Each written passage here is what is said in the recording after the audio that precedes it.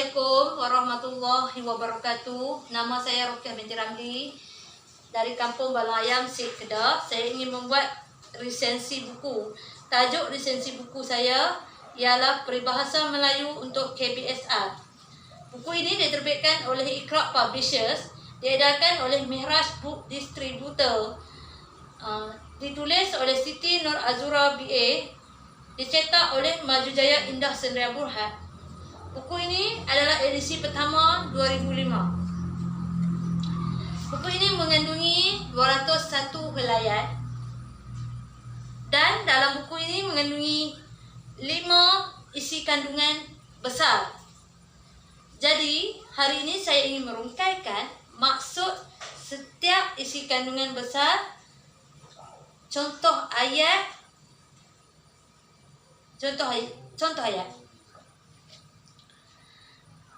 Dalam buku ini, isi kandungan besarnya ialah simpulan bahasa, bidalan, perumpamaan, pepatah dan kata-kata hikmah.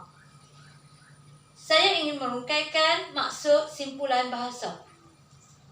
Maksud simpulan bahasa ialah kelompok kata yang mempunyai susunan yang tetap dan mengandungi maksud yang berlainan daripada makna perkataan. Simpulan bahasa merupakan bentuk peribahasa yang paling ringkas dan biasanya terdiri daripada 2 patah perkataan. Dalam simpulan bahasa, buku ni ada 418 simpulan bahasa. Antara contohnya ialah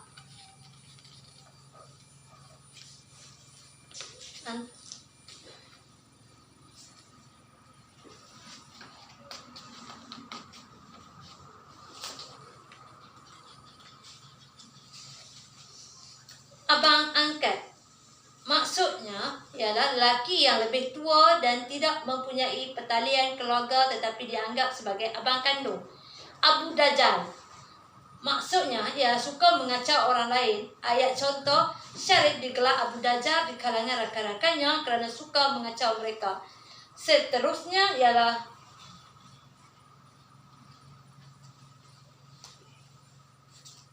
bidalan. Bidalan merupakan salah satu komponen peribahasa. Ia merupakan kata-kata yang sering kali disebut dan mengandungi unsur-unsur nasihat, peringatan, pengajaran dan sebagainya. Antara contoh bidalan ialah adas gula, adas semut. Maksudnya, orang akan berkumpul di suatu tempat yang boleh mendatangkan rezeki dengan mudah. Ayat contoh, kawasan perindustrian itu menjadi tumpuan para peniaga kerana ada gula, ada semut. Seterusnya, ada udang di sebelah batu. Maksudnya ialah ada sesuatu yang tersembunyi di sebalik sesuatu perbuatan. Mungkin ada udang di sebalik batu kerana tidak pernah memberi layanan yang baik kepada Luqman. Bidalan ada 47 contoh. Dalam buku ni ada 47 contoh bidalan. Seterusnya ialah perumpamaan. Perumpamaan bermaksud jenis peribahasa yang mengumpamakan sesuatu dengan yang lain. Biasanya perumpamaan menggunakan kata-kata seperti bagai, ibarat, laksana, umpama dan sebagainya. Perumpamaan ada 95 contoh dalam buku ni. Salah satunya ialah bagai bulan di pagar bintang. Kecantikan wanita yang tiada bandingnya. Ratu cantik itu bagai bulan di pagar bintang. Bagai bulan 14 hari. Kecantikan wajah seorang wanita. Rahmat terpegun melihat keayuan gadis yang bagai bulan 14 hari itu. Seterusnya ialah pepatah.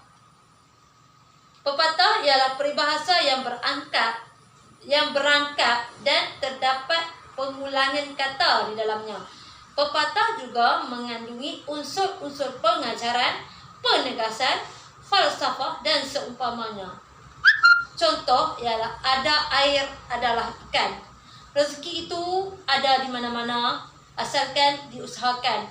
Contoh ayat, Encik Kasan mencari rezeki dengan menjual air batu campur berhampiran dengan kilangnya. Kata orang, ada air, ada ikan. Seterusnya ialah ada ubi, ada batas. Ada masa, boleh balas. Maksudnya, perbuatan jahat sesuatu hari nanti akan mendapat balasan jua.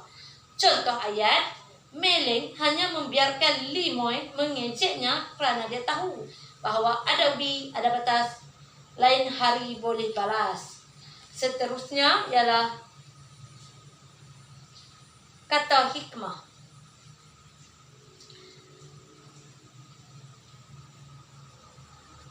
Pepatah mempunyai 134 contoh dalam buku ni. Kata hikmah. Kata hikmah ialah ungkapan yang mengandungi unsur-unsur seperti pengertian, pengajaran atau falsafah sebagai panduan dan pedoman. Kebiasaannya kata-kata hikmah ringkas dan digunakan sebagai cogan kata atau kiasan. Contoh kata-kata hikmah ialah bahasa jiwa bangsa. Maksudnya ialah bahasa adalah lambang kepribadian sesuatu masyarakat. Ayat contoh, pelihara dan jagalah keindahan dan ketinggian mutu bahasa Melayu kita kerana kata orang, bahasa jiwa bangsa. Seterusnya ialah bahasa menunjukkan bangsa. Maksudnya, melalui pertuturan seseorang, kita dapat mengetahui jenis dan keturunannya. Ayat contoh, kita hendaklah bertutur secara sopan santun kerana bahasa menunjukkan bangsa. Ada 20 kata-kata hikmah dalam buku ni. Konklusinya, peribahasa adalah khazanah Melayu yang tak lapuk dek hujan, tak lekang dek panas. Khazanah Melayu ini diturunkan dari satu generasi ke generasi seterusnya untuk dipelajari dan bahasa generasi dahulu.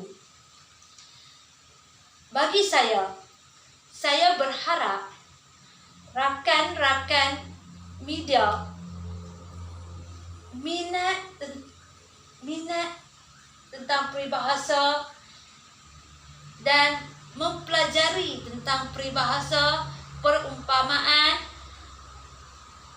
bidalan, pepatah dan kata-kata hikmat, agar anak-anak kita yang akan datang, generasi yang akan datang, tidak melupakan kata-kata pepatah itu.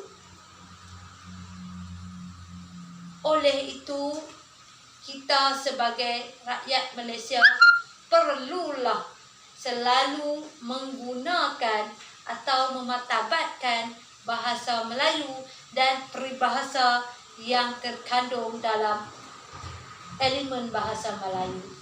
Sekian, wabillahi taufiq wal hidayah. Wassalamualaikum warahmatullahi wabarakatuh.